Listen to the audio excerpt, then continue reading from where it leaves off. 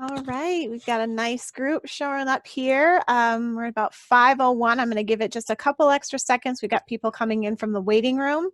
I wanted to welcome everybody to our event here in honor of Sally's book release. Very exciting stuff. My name is Kelsey Sukent. I am with Sue Bell, and we are doing the virtual event management. So I'm all things technical. If you're having technical problems, any issues, questions, concerns, go ahead and chat me or my associate Eric Hartman. We're both here to support and make sure everybody can hear and enjoy the event. We're going to give it just a couple more seconds. People are filtering in pretty fast. Don't want to go through too much without everybody being able to hear. We're also live streaming on Facebook to the Flow Facebook feed, which is very exciting.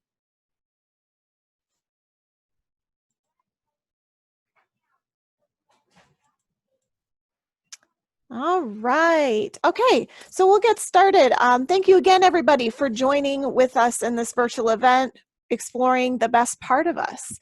We're going to have some really exciting coverage today. We're going to go through different portions of the book, readings, and it's been generously, get that word out there, hosted by our friends at Flow, who are joining us as well this evening, and we're very excited to have them here. So we are going to have a few logistical pieces this evening. It's going to be exciting. We're going to do some polls. So if you're in front of your computer or you're tied in via the app, when we launch these polls, they're just simple questions. They'll pop up on your screen. You'll have the opportunity to click, select your answer, and then we'll be able to share those results at intervals throughout the event this evening. So that's going to be very exciting. I encourage everyone who can to participate. If you're struggling with it for any reason, of course, let me know, and I'm here to assist with that. I'd like to also introduce Sue, the owner of Cottage Books. She's also a very big part of this evening, and she will be taking care of all of the book sales that come from this evening, as well as some very interesting giveaways that we're going to be doing. So we're glad to have her here. She's in Glen Arbor, Michigan. A portion of all the books ordered through Cottage Books with Sue will actually go to Flow for Love of Water in form of donation. So we encourage you to order there if you can. And word on the street is they are going like hotcakes. So go in there and get them quickly before they're back ordered, because that's happening, I guess. And that's a great testament to the work that we've got to review this evening with us.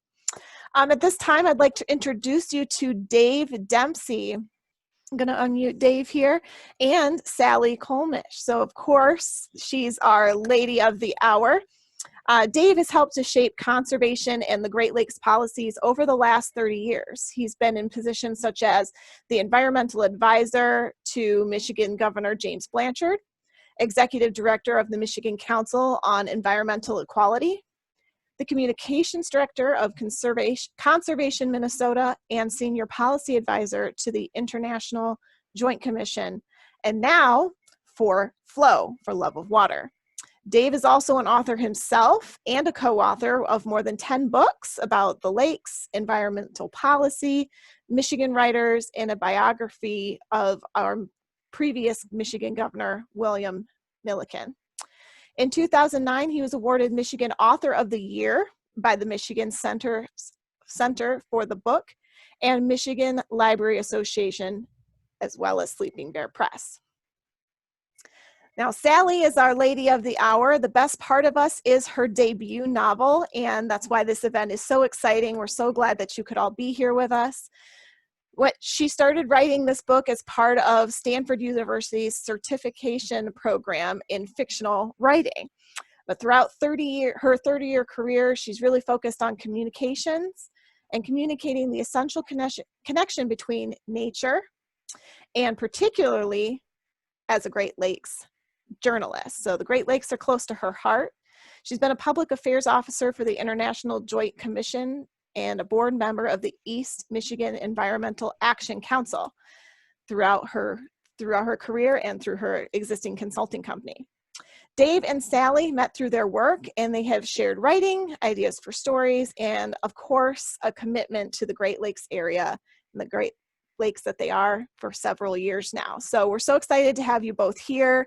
We're excited for everybody that's tuning in, and I'll turn it over to Dave now. Dave?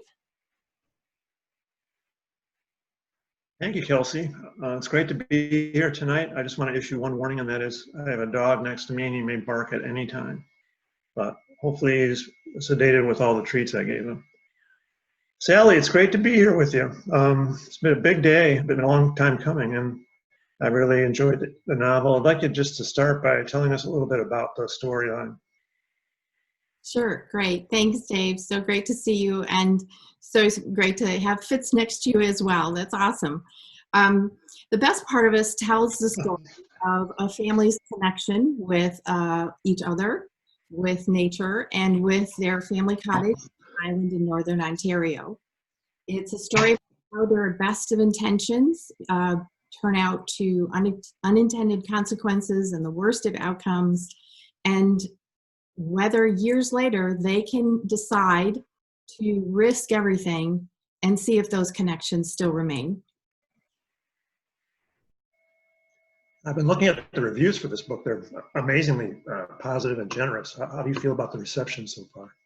Oh gosh, it's just wonderful. You know, Dave knows that I've been working on this for years, never expected really for this to happen. And It's just been such a joy. I'm so thrilled to see all of your faces here today, and I so appreciate everyone's excitement and support. And I wish that we were all here in person so that we could raise a glass and say cheers to each other. It's just this is not something I really ever expected to do in my life. So that everyone is excited about this crazy journey into publishing a novel, and all of your positive thoughts about the story itself, it's just so gratifying. And as far as the outside reviews, I'm really thrilled that so far they're seeing quality in the writing, and all of them are reflecting the messages that I was really shooting for as far as our connections with nature, family, and place. One of the reviews that impressed me was, I think, by Kirkus Reviews, which is well known, and I think a lot of libraries and other book sources take that for their advice. So can you name some of the other reviews that have come in so far? Oh, let's see. Kirkus, Reader's Favorite, Authority Magazine, BookBub, NetGalley, Michigan Daily, a Hawaiian paper. I mean, it's just been a wide range of folks. And then there's this whole community, right, of bookstagrammers and all these folks that are constantly engaged in novel writing and books. And that's been really fun. I didn't even know that world was out there. So kind of fun. You and I both have done writing in the environmental sciences and environmental communications, which is, I think, a whole different kind of writing. How difficult was that transition, and how long do you think it took to really make that transition? It took a long time. You know, I really started thinking about this book in probably about 2010. And so it really came out of my professional career. So when I started way back in the, hate to say it, 80s and 90s in environmental communications, it was all about telling people about the issues. How are we impacting the environment, and how do we need to change our ways, and how do we need to create laws to support environmental protection? And we learned over time that really, it's informative, but it's really not helping people change their ways. And so, and think about their actions and how they're impacting the environment. And so we stepped back and we thought about, how do we connect people with nature? How do we help them to recognize what they value? Because of course, what we know is what we value, we act to protect, right? Whether it's our children, our homes, our property, our special places, whatever it is we value, we will act to protect it. And so it's really about trying to get people to connect and recognize that connection with nature. And I think we've had great success in altering that approach, because once they know that, then they want to become informed about the issues and make changes in their lives. And the other part of it that was really interesting to me is I was writing an article about the physical and psychological benefits of being in nature. For example, it lowers our blood pressure, it lowers our stress hormone levels, it lowers our anxiety, our feelings of isolation. It also, which improves our mood and expands our sense of generosity and our sense of being part of something bigger in the world. Obviously, those are all things part of this pandemic that we're all hopefully getting to a chance to see how many people are getting out in nature and having some, restoration from being out there. But I also found there was one particular day I was out in nature and I was reading a novel, and I just was so at peace and so happy and refreshed. And I thought, I wonder what the statistics are to compare the benefits of reading fiction or nonfiction, any good book, to being in nature. And when I went to the studies, I found it was very similar as far as the benefits. So then, me being me, I thought, okay, what if I could transfer my environmental goals, communication goals, into fiction? What if I could write a book where nature is as much of a character as the people in it, where it helps people to remember places and settings that are of value to them, and at the same time is a good read, right? You don't want to read something that's, you know, boring and, you know, intellectually. It has to have the emotional side to it and has characters that you want to read about and has woven plot lines. So yeah, no big challenge there at all. I want to just follow up on that a little bit. I think it's really evident that one really good story can motivate people to make change happen more than countless government reports or documents, even science. So I think what you're saying is that people are motivated by the sense of story and their personal connection to it. Absolutely. I'm certainly seeing that in the reviews, and I'm seeing that in the folks that are you know, friends and new friends, old friends that are, you know, emailing me or sending me notes and telling me how much they enjoyed the story and how much it reminded them of a special place.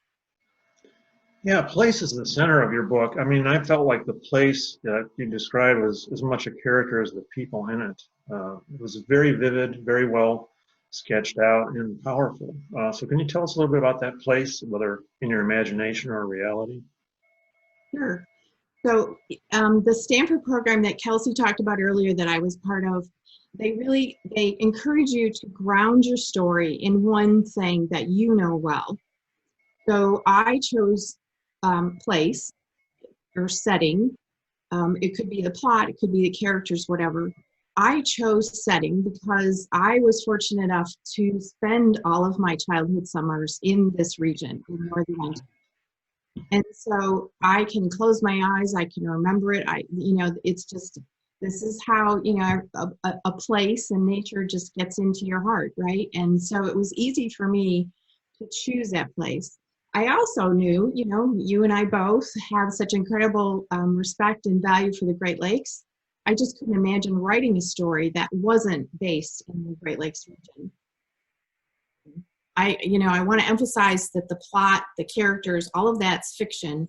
And in fact, even though I spent my childhood in this area, I really had to do a lot of research about the setting itself, particular, you know, trees and different animals that live there, and as well as the Welsh and Indigenous cultures. All right, Sally, I'm going to jump in. I'd like to go ahead and do one of our polls now. I think I forgot to do the first one to see who's tuning in from where when we were talking earlier. So I'm gonna submit both of those very quickly here. Everyone should see that first poll, poll 1. We want to know where you're tuning in from today. And then, oh wow, you guys are doing really good. Thank you so much. Everybody's right in there.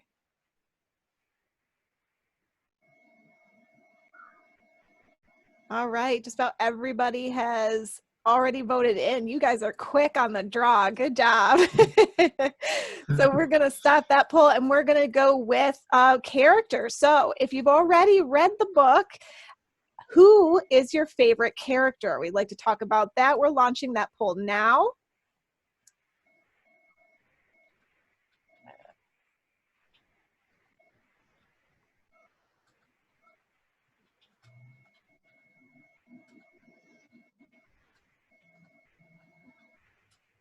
Oh, everybody's doing really good. Okay, so I am going to give those results shortly here. And Sally, or Dave, back to you. It's back to you right now. We'll share both of those results here shortly. Thanks, Kelsey. Sally, one of the main features of the book is the heritage and the characters that are associated with the indigenous peoples. How hard is that to write about when you're basically an outsider to that community? Yeah, the Indigenous part of it, I really felt, well, first of all, I didn't feel like I could write a novel based in the Great Lakes region without including the Indigenous, because they are such a prominent and important part of our region.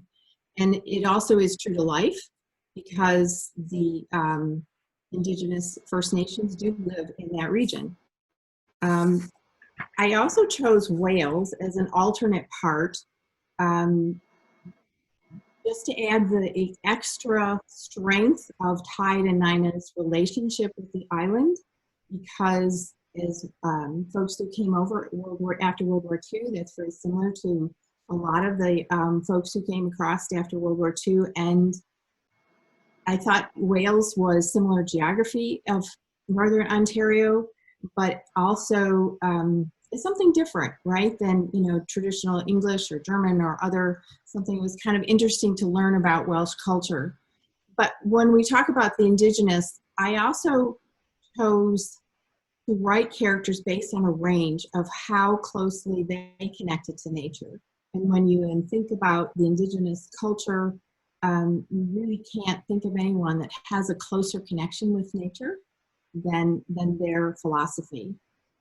And I also looked at a secondary consideration as far as how they interact with family. And Indigenous have a very strong family, but it's a very different kind of family unit. It's a much broader unit than most of our sense of family. And so the juxtaposition between those two cultures I thought was really interesting to explore. Let's talk a little bit about your characters. Obviously, one of the major characters is Beth, protagonist. Where does she fit in terms of connection with nature and her family? So if you look at that whole range of connection with nature, certainly Ojibwe is the closest, and then probably Ben, because of what he learned from his adopted Ojibwe family. And then you'd go with Dylan and Ben, or Beth, because of what Ben taught them. So Beth is a really curious, intrepid explorer. She enjoys hiking and swimming and all the things outside in nature. And she really enjoys it more than she does being with other kids on the lake. She's so closely connected to the land and to the water because of her relationship with her brother and with Ben. In terms of her family relationships, however, she complains about a lack of respect as the youngest in the family, which, hello, I don't know anybody else, but if you're the youngest, that's usually what you think, right? But she is who every family member counts on at various parts in this story. And I think that's what makes her evolution to the end of the story so valuable. And one particular person that really helped me in this book is my dear friend Deb Hamill. She reviewed the book several times and we brainstormed a lot. She was one of my primary readers, and because of Deb's personal experiences with treasured family places, for Beth in particular was a really strong character for her. Deb, you want to talk about that? Sure, Sally, thanks. So Beth's character really rang true to me because my father grew up on Harson's Island. This was outside of by Algonac and was in very close proximity to Walpole Island. So from a very early age, our family, my brothers and myself, we were taught to respect the First Nations, whether we saw them in stores or for sure not to venture over into their on their side of the water for fishing, because that was their area and that's where we were taught to respect. Like Beth, I have a sense of closeness to family and nature because of Harson's Island, and also because of subsequent family cottages that we're so lucky to be part of. My own family in particular has an incredibly deep love of water, as Sally knows. Beth's choice as a freshwater biologist was very interesting to me. She sought out a way to maintain her closeness to her beloved island through her career, even when she was away from her island. Her connection with nature and her strength came through very clearly when Tide had his accident, because Beth knew what to do to help him. She is able to read nature, and that's because of her love of it, and also because of what Ben had taught her from spending time with him. The words that Tide says to Beth reflect the personal philosophy that she's taught by her family, and I'm going to quote here.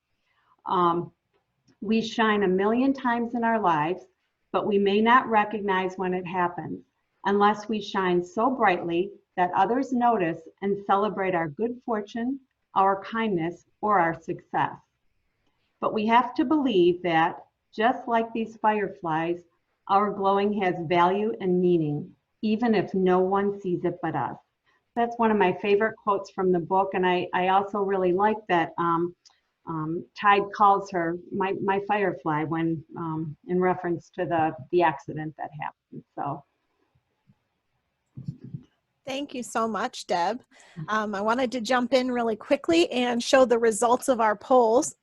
So first poll, we're going to share where is everybody tuning in from today. So we've got lots of folks from the Great Lakes region. And now everyone's favorite characters. So since we're talking about characters, it looks like Beth is a fan favorite. She's leading the charge. And then we're going to do a third question. So everybody ready at your computers, we're going to launch a poll. We'd like you to tell us what about nature most inspires you. So we've given a few options here. Please go ahead and take a moment, fill those out, and we will come back for the results later on this evening. All right, and then turning it back over to Dave, I'm going to unmute you. There you go. So, Sally, tell me a little bit about the relationship between Tide and Beth. They have a very strong interaction even after they leave the island. So where did that come from? Yeah, I think part of it is, the relationship of a grandfather and a granddaughter, perhaps initially, but I think he gives her a lot of wise wisdom. He gives her a lot of attention, perhaps when other people are busy doing other things. And after they leave the island, I think that it remains a really strong relationship because he's connected to the island, and it reminds him of his first home, and he loves how the family is when they're on the island. He enjoys the lake, but he's not out hiking or fishing or, climbing the rocks or whatever. He's building paths up to the top of Lindy's Peak. So in that range of what I see as the characters and their connection to nature, I see Tide as a fairly traditional viewpoint towards nature in terms of, he's there to have nature as a way for us to enjoy it rather than actually be part of it. And I think the family connection, it seemed what for Beth is important to her as well. But more importantly, the sense of self. Her sense of self is so deeply connected to the island and the water and who she feels she is when she's there. So it seemed over time that they really fought to keep a strong relationship after they had to leave the island because they weren't in that place, right? Because it was essential to them as their own breath, and at least they could remind each other of it. They talk about the island every once in a while, even if they couldn't be on the island. And they could at least have each other and a reflection of that. And I want to bring one other friend in real quickly. That relationship between Tide and Beth came in really strongly for her. She's another dear friend and a member of Deb and I's book club, and that's Kathy Abresh. Hello. Oops. I loved the relationship between Beth and her grandfather. I felt like the level of respect and connection they have it was just really unique and touching. And it reflects Beth's vital role in the family, even as the youngest child, which you spoke about, Sally. Tide's love for her comes through in every conversation they have, and especially in his letter to her, which was one of my favorites in the book. And he writes, when we're young, disappointing our parents seems like the worst thing in the world, but it's not. It's disappointing ourselves that sticks with you, robs you of all that you should and could be. And it's such an easy thing to do. It's time for you to decide what will finally calm your own waves. Please let yourself see this as a gift I intend. True to our surname's Welsh meaning, you are our late goddess, and no one has the right to take away your birthright. I wouldn't be loyal to myself or to you as your grandfather if I didn't remind you of that. Know that my love is as true, vast, and permanent as the bluest sky and the wildest sea. or Y to C. And I will honor your decision either way. Choose the best part of you and all will be well. I love how Tide encourages Beth to consider her own needs and wants, but at the same time, he knows that she's the best part of his family and their hope to any future together. And I just thought the way Sally depicted the relationship in the book was just beautiful. I loved it. Thanks, Dave. Thanks, Kathy. I want to touch on one other character that was really important to the story, Ben. He plays a key underlying role in the story, teaching Ben and Dylan and then Beth about nature, and as a friend to the entire family, tries to kind of play the resolution or mediator role to the dispute between the family and the Ojibwe folks. And one of my best friends and one of Sally's best friends, Libby Harris, is here to talk a little bit about that. Great to see you, Libby.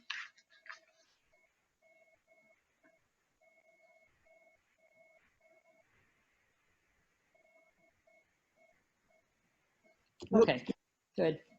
Yeah, to me, Ben is the most appealing character in the story because he perceives how the conflicts can be resolved. In his quiet, honest way, he puts the interest of others before his own, and I think he does so with great integrity. For example, in chapter 4, the Ojibwe chief has made a rare visit to the island to ask for Tide's permission to view the Ojibwe relics that have been discovered there. Tide adamantly refuses. He fears that the discovery of the relics will threaten his claim to the island. So reading from the book, "And if we tell you there's nothing of yours here," Tide said, "will you leave us be?"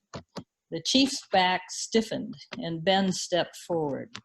"I wouldn't have brought Makwa here if I didn't know that he and his family are honorable, as I also know of you.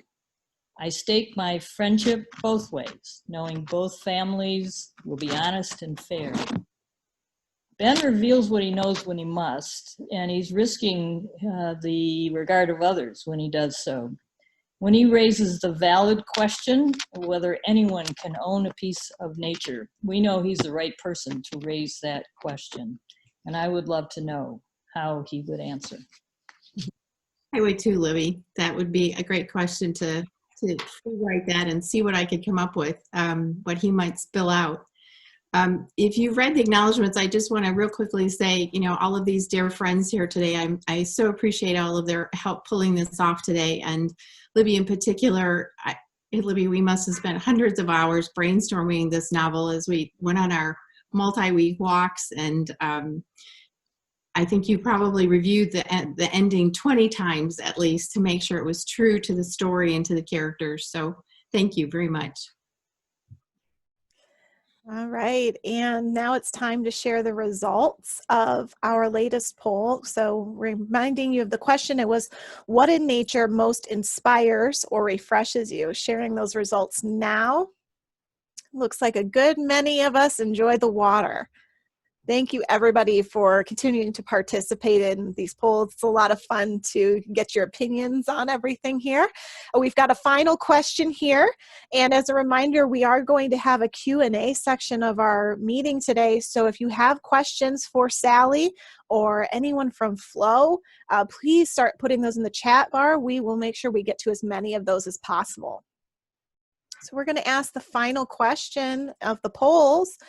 We want to know, since everybody loves water, what is your favorite body of water?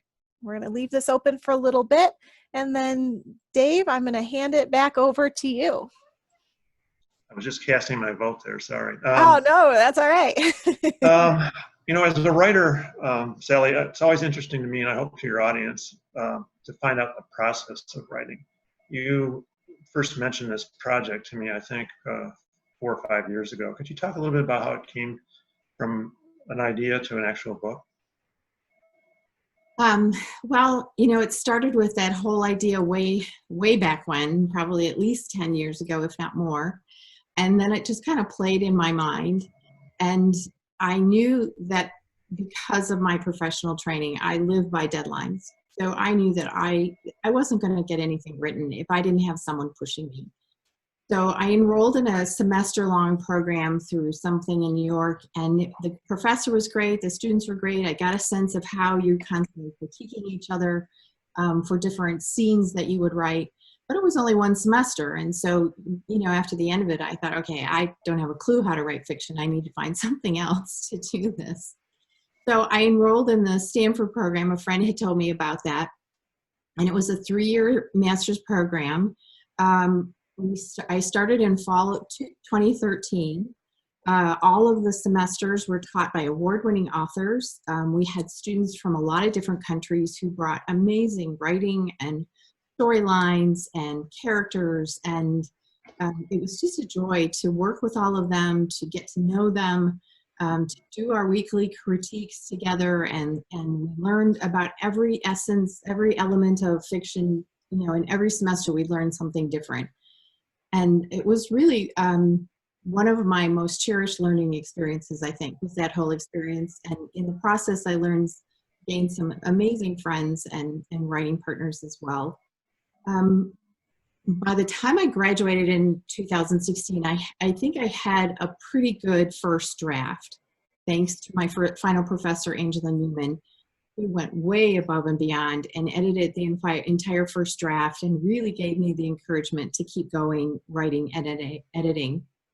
So a few Stanford colleagues, including Carol Luther, and dear friends like Libby and Deb and Dave and others, kept me going through 11 more drafts, which, just tried to fit it in inconsistent chunks of time between work and other life's demand. And then I finally met with my publisher in November 2018, and it was accepted for publication then. And I can also say it feels, looking back on it, it feels like a much longer journey than it probably felt like at the time. But I'm not even sure when I look back now at times why I kept going. I mean, I should probably ask Libby that. I don't even know why I kept going, except that I had issued this challenge to myself, number one. And number two, I really wanted to see if this message would resonate with other readers. For some of us, writing is bliss, but it can also be punishing. What was it like for you, and what did you enjoy most about writing? Let's see, I would say 3 things. For this story in particular, I loved literally closing my eyes, picturing the water, the rocks, the trees, smelling the freshness of the air. I really loved writing those scenes when they were on the island. So even though I haven't been there in 10 or 15 years, I could close my eyes and feel it. And I have a feeling that a lot of people on this call probably have places like that too, that are really deep in their heart and they can remember easily. The other thing that I loved about this experience of writing fiction was when the characters took the story over. They led it in directions that I didn't even know was going to happen. And one of our first writing things in Stanford was to have all the main characters write letters to me. So I holed myself up in the library for 11 hours one Saturday, and I just started writing. And except for Beth's, I kind of knew what her letter meant. I had no idea what any of the other letters meant. But yet when I went back several drafts later and found those letters, I was amazed how true those letters were to the character's story. And there were also many instances where I sat down with my little 3x5 scene card and I thought that the scene was going in one direction. And the characters just took over and they took it in an entirely different direction. And even the setting changed in terms of where Beth's Island is and some of its characteristics. That changed as well. So that part of it, Dave, you and I know from writing nonfiction, it's about getting it right and getting the words and the science and the whatever right. And in this case, it was just kind of, magical to have the characters just come through in the words. That is magical. What are the biggest challenges you face? You've addressed some of that, but I'm curious about, were there times when you felt you couldn't finish it or would never finish it? What else? Yeah, there were certainly times, especially when I was working in a new job, back at a job I had done before. It was really hard to try and balance everything, and I'd be, a work assignment or something on travel, and people would be going out to dinner, and I'd be saying no, and I'd be going back to my hotel room and writing or editing because I had a deadline for myself. So finding time to finish it was really important. I also, because I wanted to write a book where the characters had the best of intentions with the worst of outcomes, I found it really hard to write a story without an obvious bad guy. And I know some people maybe say one of the characters is a bad guy, but I would argue she still has the best of intentions from her own perspective. So that was really tough to not have an obvious bad guy in the story. And it also took me a while just to free myself up, to let the characters speak, to do that magic, to let them talk through my fingers. It took me a while to be comfortable with that. I may have taken too many English literature classes where the instructor wanted me to find out or explain what the symbolism was. Is there symbolism here, or is there a message, or is it up to the reader?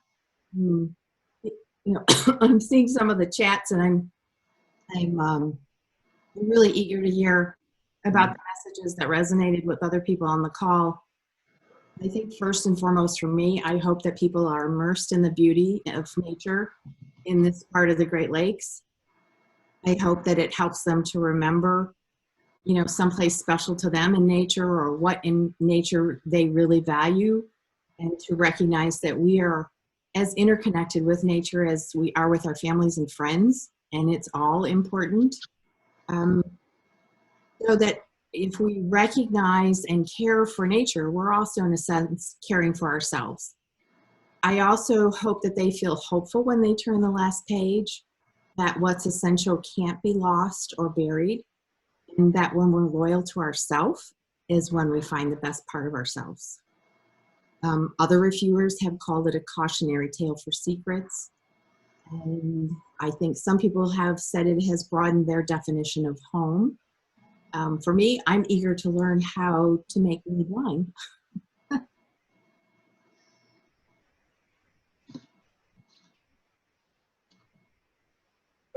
Well, I think I'm out of questions for now, but Oh, good. Kelsey, do you want to take some from the audience or not? I'm going to flip the switch if I don't mind. I was hoping to skip over that part. No, I'm not letting you off, Dave.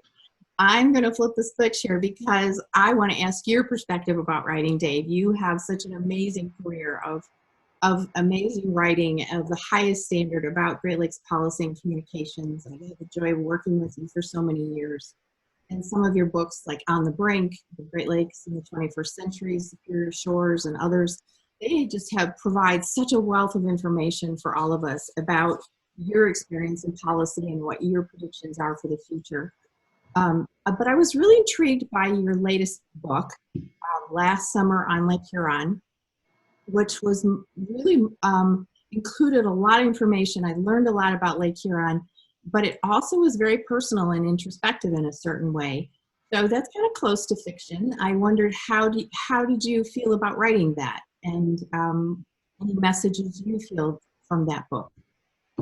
Well, it is the book that's closest to my heart. I've enjoyed writing all the books that I've been part of, but this is one that kind of was a reflection on my experience working on environmental issues, and most importantly about the honor. I mean, it's an honor to live on a Great Lake, in this case, Lake Huron. You see, you feel, you touch so many different emotions and physical objects, and you feel so many emotions that to me it's really about that place in a different way, but somewhat parallel to your novel. And I've gotten a really good response to it because I think it's, as you found in writing your novel, the story is much more interesting to people than a bunch of statistics about the degradation of Lake Huron or the recovery of Lake Huron. It really has to be part of a human connection. So it's the book I hear the most about, and it's the one I enjoy writing the most. And the book you're working on now, with Fitz at your side. He's my wingman. Yeah, that one kind of melds your personal and broader perspectives too, correct? Yeah, it's a series of essays with, it's called Half Wild, and it tries to tell the story of the line that we all tread between the wild and the developed or the civilized. Obviously, dogs are half of each, and sometimes we're half of each. So I'd like to pursue that theme a little bit as it relates to wilderness protection and other themes. That sounds wonderful. When can we expect that one? It's taking a little while. I'm working on a leisurely pace, so maybe about a year, if I'm fortunate. Oh, that's great. Yeah, I just want to do a plug that if anybody hasn't read any of Dave's books, I really encourage you to search them out, because they are just amazing, wonderful writing and wonderful summaries of policy as well as experience in the Great Lakes. You're very generous. Thanks. You're a good person. So you and I have worked a lot on the threats to the Great Lakes and the steps needed to restore and protect them. And I know that's part of Flo's work, and before we move on to that, I just wanted to ask you, Flo also focuses on the human environment connection through your Art Meets Water program. Mm-hmm. Talk a little bit about why the organization chose to do that. Sure. It relates to the theme that we've been discussing off and on during this call, which is that a lot of people express and find their connection to nature through the arts. All kinds of arts, photography, poetry, prose, paintings, and so forth. And we have been partnering with individual artists, but also the arts community in the Traverse City area where we're based to try to evoke the heart and soul of environmental protection. So we have connected with artists on particular events. We've also got some art posted on our website. To me, one of the most interesting pieces of art has to do with one of the resources that I love that no one seems to think about. Believe it or not, it's groundwater. 50% or 45% of the people in Michigan get their drinking water from groundwater. And Glenn Wolfe did a beautiful painting of the groundwater cycle, showing you the water gets into the ground and where it goes. So it can be art that's about lakes. It can be art about a day on the beach, or it can be art about something that's invisible. And I know, Dave, you wanted to bring in Liz Kirkwood, I think, who's executive director of Flo, and kind of talk about more about Flo's programs and how people can get involved in your work. Yeah, I want to introduce my boss, the goddess known as Liz Kirkwood. She's executive director of Flo, and I'll let her take it away a little bit from there. Hi, good evening. And wow, I am so honored to be here, Sally, and just want to congratulate you on this extraordinary achievement on your first novel, your fiction. And and I'm very humbled to be here with you and Dave. This is just a wonderful and magical conversation between the two of you as writers and as Great Lake protectors. I just put a link into the chat box so that folks could look and find our Art Meets Water connection. And I think one of the best gifts that Dave has given us at Flo is the same gift that Sally is sharing with all of you in her fiction, which is really recognizing the importance of making the human connection to the places that we love. That first initial connection is the basis for engaging citizens and empowering them to take action. Just as Dave mentioned, statistics don't go over that well. It's really those human connections that we have, and it's the sense of place where all of us can think of our favorite river or body of water, and understand why it's so important to protect these waters. And I just wanted to share a couple of kind of big highlight programs that we center on here at Flo. And as many of you may know, our mission is to protect the Great Lakes as the shared resource from one generation to the next. And when we talk about the waters of the Great Lakes, we're not only talking about those wild places, but we're also talking about the water that comes from your tap. And so the work that we're involved in involves, water infrastructure, looking at a lot of the environmental injustices that have happened, from Flint to the lead crisis to Detroit, and the hundreds of thousands of households that have had water shutoffs, figuring out how do we ensure that everybody has access to safe, clean, affordable water. That's one of our major priorities here. And another program, of course, that's very, very near and dear is protecting the Great Lakes from an oil spill because of the location of the Line 5 pipeline that's in the open waters of the Great Lakes. And then our other major program is what Dave mentioned, was on groundwater, the 6th Great Lake, and preventing septic pollution, thinking about long-term laws that will protect both surface and groundwater. And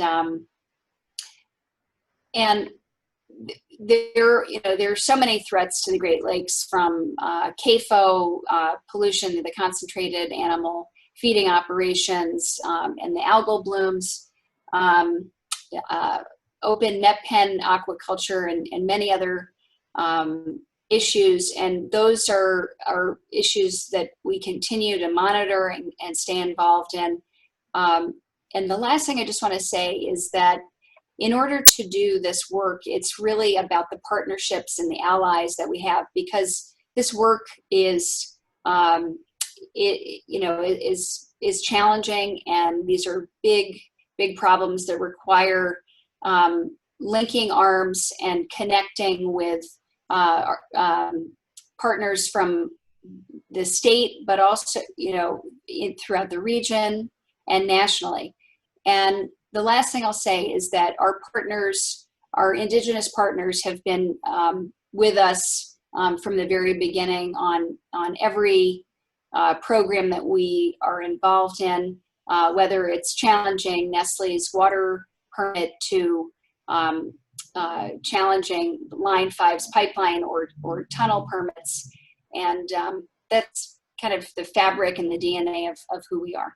So thanks for the opportunity to jump into this conversation, because this is all interconnected in terms of linking the heart to the changes that we want to see to protect these Great Lakes. Thanks, Liz. I think it's time we get on to questions and comments from our audience. Kelsey, I think I'll let you take it over from there. Sure. Also, Liz, how can folks learn more about Flow and become involved in your programs? Thank you for asking. So you can check us out for loveofwater.org. I'll drop the link into the chat box. And then, of course, sign up for our newsletters, where we will provide lots of opportunities to deepen knowledge about these really important issues, read interesting blogs, and then, of course, always there are lots of opportunities for taking action. Thank you. Great. Thank you, Liz. So I want to share the results of our poll. We did have a few people in the comments with some other options that we didn't have listed. So we'll go through those as well. But sharing the immediate results, we also had a vote for Lake Charlevoix and the Yukon River that were in the chat. Thank you, everyone, for participating in the polls. It was a lot of fun to get your feedback there. We have got some questions, too. A couple directly for you, Sally. One from Kathy. Have you ever thought about going back to the island you grew up on? Yes, actually, we have been back up there several times. and still own some of the property, and hopefully someday we'll, you know, have enough pennies or whatever to put something back up there. And yeah, it's still a special place. I'm fortunate enough that my family has a place in Glen Arbor now, so that is, you know, where we go for short stints, and we do go up to the Lake Ontario region whenever we can, when we have more time. Great, thank you. And speaking of Ontario, Brenda was wondering particularly about the setting. I know we had mentioned North Lake Huron. She was wondering about Ontario as well. So exactly where did you set the characters? I think is more her question. Okay, so this imaginary lake is sort of in the same general region where I grew up. And so it would be about an hour east of Sault Ste. Marie, just as the North Channel opens to Lake Huron. And it would be just north of that would be an inland lake that, you know, in my dreams of describing the book or the lake and coming up with it, I saw it as maybe connected to Lake Huron some way, but never got that part of it into the story. So. Great. Now, Kathy would love to know what's up next for you in terms of fiction. This has been an interesting ride. And yes, I have enjoyed it a lot. I do have other stories in mind, but between just finishing and retiring from my full-time job and trying to get this one out the door, I haven't thought of anything concretely at this point, but we'll see. Time will tell. Okay, great. Sue was wondering, we were talking earlier about the characters, and there was some discussion in the chat, which was really fun to be a part of and to watch, about Tide. She says, wasn't Tide kind of a bad guy in regards to the bones that were discovered? Yeah, I'd be interested in seeing what anybody else thinks about that. I kind of see Tide as you know, one of those best of intentions, worst of outcomes. I think his response to seeing the relics, finding them, was totally fear-based. He just was so afraid of losing his island and losing who his family was there, that he didn't respond in the way you might have expected Tide to respond by how we got to know him up to that point. Anybody else want to add in there? Feel free to either raise your hand or comment in the chat. While you're sort of percolating on that idea, I've got one more question for you, Sally. Michelle would like to know, have any relics been discovered on your island or other islands in the region? Oh, Michelle, that's a good question. There are petroglyphs all in that region, particularly north of Sault Ste. Marie. There are some, I think, to the east as well. I don't know that there have been any found on our particular island or lake that I'm familiar with, although I will say that one time we were just diving on a picnic on a rock cliff a couple bays away from our place, and went down and we found a whole box of Mexican coins. So, you know, who knows how those ever got there, but just, yeah. No, I don't know of any other relics on our island or maybe on Bess either. Gotcha. All right. Dave, I think we are coming to the point of running out of time. Shall we move to the raffle? Let's do that. Sounds like fun. Okay, great. So we have some really nice things that Sally and Flo have put together for 3 lucky winners this evening. We have a signed copy of the book, a nice water bottle from Flo, and some Great Lakes decals. They're very pretty, Sally was sharing with me. So what we're going to do is we're going to name off those that are the winners. And then I'll get with you after this event for your address. Sally will send those out next week for you in the mail. So here we go. Our first winner is Shonda Bales. I'm just not sure if I'm saying her name right. Bales? Shonda, are you there? Let's see.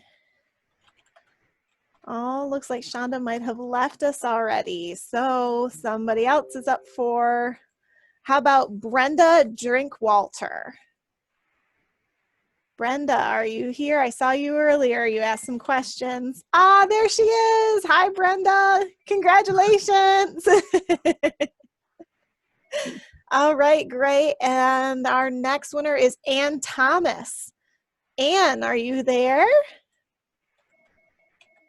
Oh, it looks like we've got 2 additional winners then. How about Chris Kitzman? Do we have Chris Kitzman with us? Okay, Julie Reed. Julie, are you with us? Hi, Julie. Congratulations. We'll get with you afterwards. And how about Cheryl Early? Cheryl, are you there?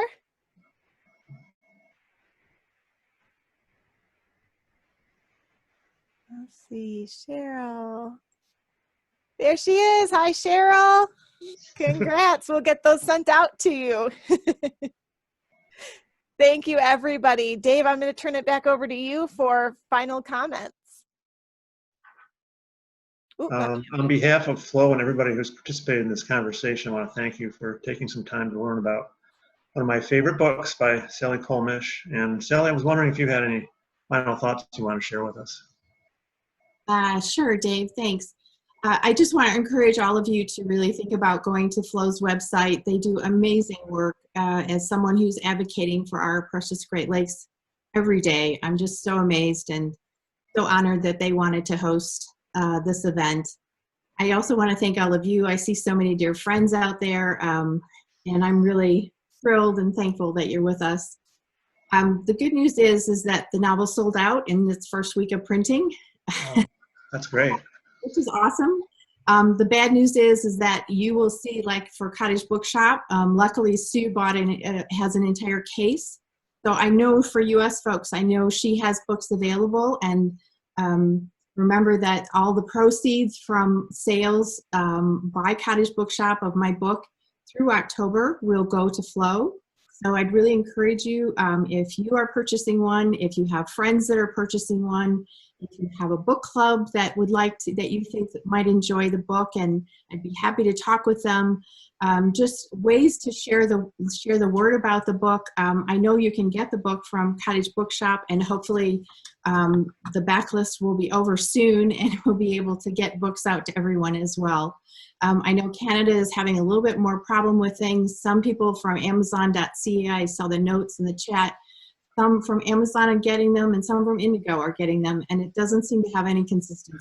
So I apologize for that, but do know we are reprinting, and we should have fresh copies sometime soon. And my last thing is, I feel obligated to say, just because you guys are all dear friends, and I just want to say thank you. I'm so touched and honored that you're all here.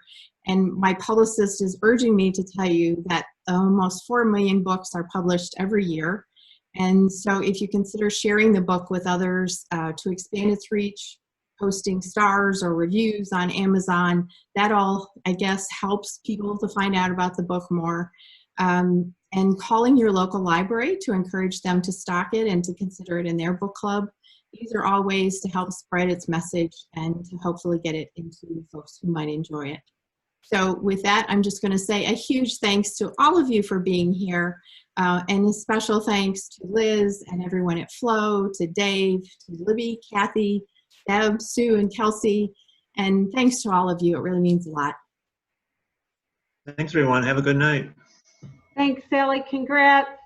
Thank you. Congratulations, Sally. Well done. Bye. Great job, Bye. Sally. Wonderful book. Thank you. Thanks, bye. Congratulations, Sally. Thanks, everyone. Beautiful. Oh, love the glasses, Michelle. Thank you. Great job. So interesting. Thank you, Dave. Thank you, Kelsey. Thank you, everyone, Deb and Yep, Libby. and just like Michelle said, congrats, Sally. Such a great job. And we will promote it. We're calling that library. Kathy, let's get on that. We'll Deb, get on that. Don't get Do on. a I COVID called him march. twice. Diane? Good job. Well done. Thank you very much. Bye-bye. Good night, everyone. Thank Cheers. you. Good night. Bye-bye. Nice Cheers. meeting you, Dave and Liz.